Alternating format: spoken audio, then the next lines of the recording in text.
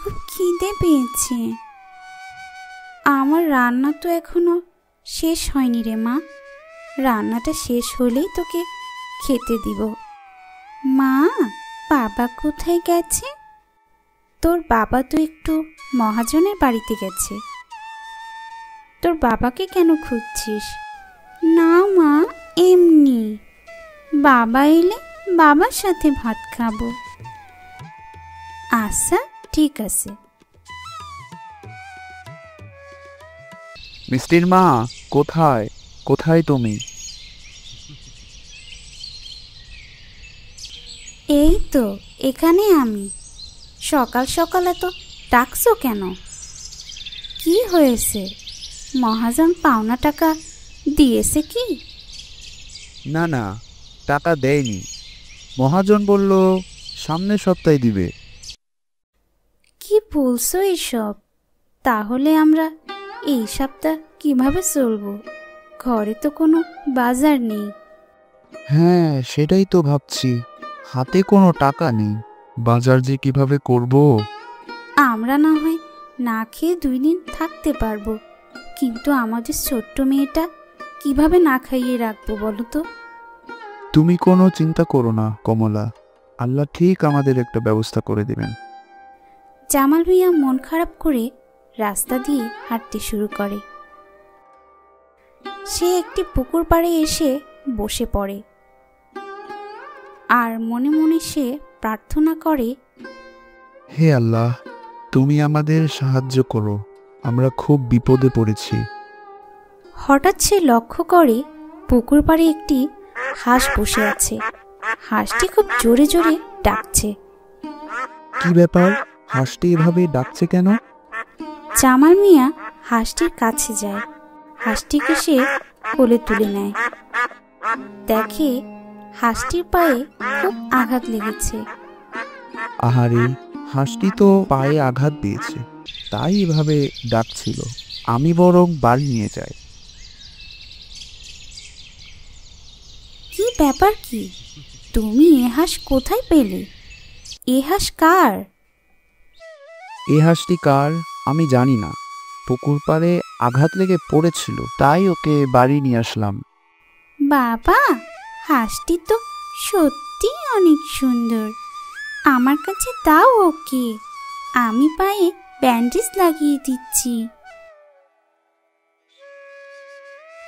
এরপর 2 দিন কেটে যায়। হাঁসটিও আস্তে আস্তে সুস্থ হয়ে যায়। জামাল মিয়া গ্রামের প্রায় সবাইকে হাঁসটির কথা বলে, কিন্তু হাঁসটির মালিককে সে খুঁজে পায় না।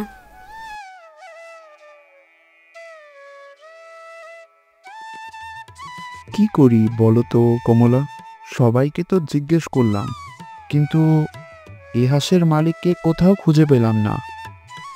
এই হাঁসটি যেহেতু আমরা কুড়িয়ে পেয়েছি, ও আমাদের কাছেই থাক। আল্লাহ আমাদের কাছে ওকে পাঠিয়েছেন। ও, তোমাকে তো বলাই হয়নি, কাল থেকে কিন্তু ঘরে কোনো চাল নেই। কি বলছো?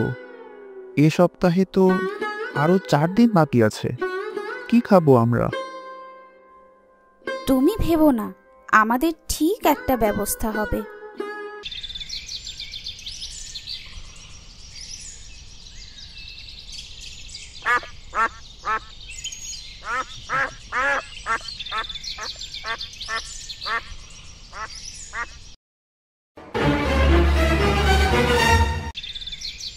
মিষ্টির বাবা, দেখে যাও।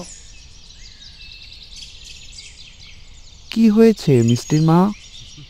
দেখো তো, এটা কি? এটা তো মনে হচ্ছে সোনার ডিম। হ্যাঁ গো, আমারও তাই মনে হচ্ছে। এটা কোনো সাধারণ হাঁস না, এটা জাদুর হাঁস। আমি তোমায় বলেছিলাম না, আল্লাহ আমাদের উপহার হিসেবে এটা পাঠিয়েছেন। বাবা, এবার এই সোনার ডিমগুলো বেচে আমাদের অনেক টাকা হবে, আমাদের আর কোনো অভাব থাকবে না। ঠিক বলেছিস মা, আল্লাহ সত্যি আমাদের সাহায্য করেছেন। তারপর থেকে প্রতিদিন হাঁসটি একটি করে সোনার ডিম দিত। সে ডিম বেচে জামাল মিয়া অনেক ধনী হয়ে যায়।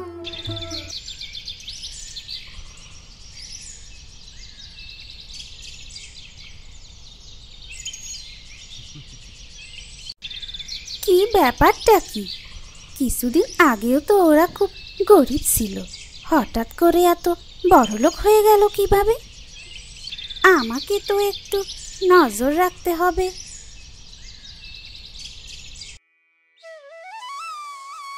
সবই তো আল্লাহর ইচ্ছে, বুঝলে কমলা। আজ আমরা এত সুখে আছি এই হাঁসের জন্যই।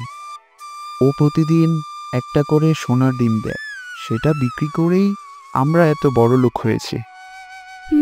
ঠিক বলেছ গো, আল্লাহর কাছে কোটি কোটি শুকরিয়া। ও তাহলে এই কথা, দাঁড়াও দেখাচ্ছি মজা। এই হাঁস তো আমাকে চুরি করতেই হবে।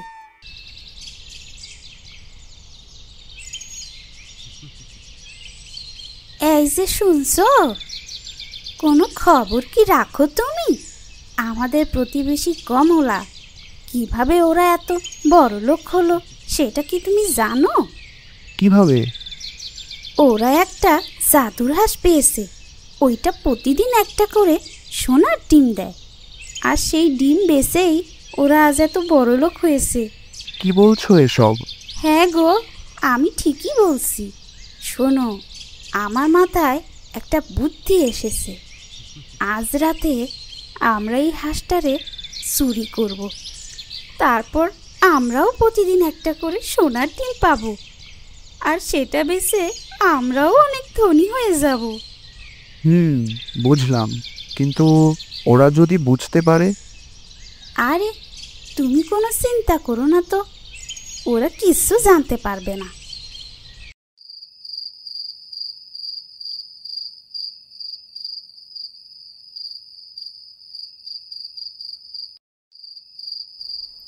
এখন সবাই ঘুমিয়ে পড়েছে, যাই আমি হাঁসটা গিয়ে চুরি করে নিয়ে আসি।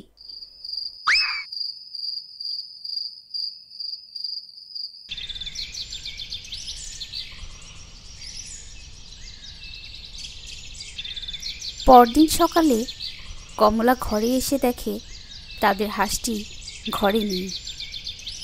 মিষ্টির বাবা, দেখে যাও, আমাদের হাঁস ঘরে নেই। হায় আল্লাহ, এ কি সর্বনাশ হলো আমাদের। এ কি, হাঁস কোথায় গেল? কে চুরি করলো? আমি জানি না কে চুরি করেছে, এখন আমাদের কি হবে বলো তো?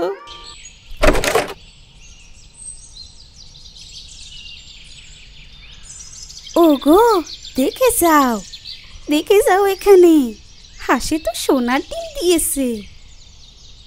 আরে সত্যিই তো, এ তো সোনার ডিম দিয়েছে। তোমার মাথায় সত্যি বুদ্ধি আছে বউ। তুমি এখনই যাও তো, এই ডিমটা বাজারে বিক্রি করে দিয়ে আসো, আমাদের অনেক টাকা হবে। আচ্ছা বউ, ডিমটা আমার হাতে দাও।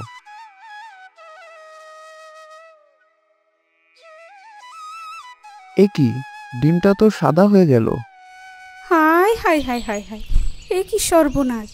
ডিম তো সোনার ছিল গো, সাদা হয়ে গেল কিভাবে? বুঝতে পেরেছি বউ, আমরা বেশি লোভ করেছি, তাই এমন হয়েছে। অন্যের জিনিস লোভ করে নিলে সেটা কখনো ভালো হয় না। হ্যাঁ গো, আমার ভুল আমি বুঝতে পেরেছি। চলো এই হার যাদের তাদের কাছে দিয়ে আসি।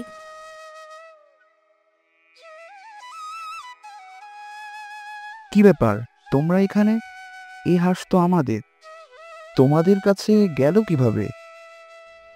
দিদি, আমাদের ক্ষমা করে দাও, আমরা লোভ করে তোমার হাঁস চুরি করে নিয়েছিলাম, ক্ষমা করো আমাদের। তোমরা যে নিজেদের ভুল বুঝতে পেরেছো, এটাই বড় কথা।